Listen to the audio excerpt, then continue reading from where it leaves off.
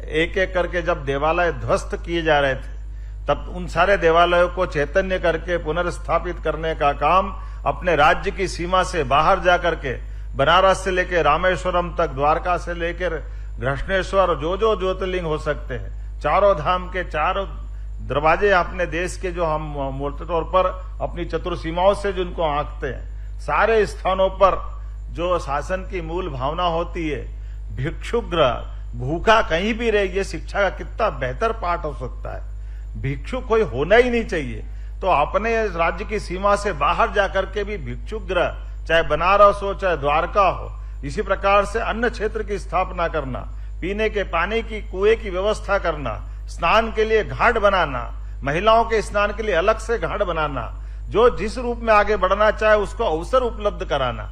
और तो और उस समय भी जब वो दौर बहुत कठिन दौर था, ऐसे में स्त्री शक्ति को, नारी सेना की बात करना भी बड़ी कठिन बात थी, लेकिन उस समय भी उनने अपनी सेना में, यूनिट में नारी को महत्व देकर सीधे सीधे उनको अपने इस भाव से जोड़ा है कि राष्ट्र की आवश्यकता पर स्त्री पुरुष में कोई भेद नहीं हो सकता है। यह भाव बहुत सरल नहीं है, लेकिन उस कठिन दौर में भी उनने भाव को स्थापित किया है। हम सबका सौभाग्य है, केवल वो नहीं, उनके जैसे और बहुत सारे विषय हैं। शासन के अपने यहाँ के सूत्रों पे भी जिस ढंग से उनने अपने कई मौके पे बताया कि राजमाता किस ढंग से होना चाहिए, हमारे लिए आज वो सौभाग्य की बात है। उनके नाम पर स्थापित आज अहिल्या विश्वविद्यालय में उनका 300वां जयंती वर्ष भी चल रहा है। ये हमारा सौभाग्य है और हमारे विद्यार्थियों को पुरस्कार मिल रहे हैं। अगर वो यहाँ सम्मानित हो रहे हैं और उनके नाम पे सम्मानित हो रहे हैं तो बड़ा आनंद आ रहा था। कोई 1 स्वर्ण वाला, कोई 2 वाला, लेकिन 4-4 वाले और 3-3 वाले।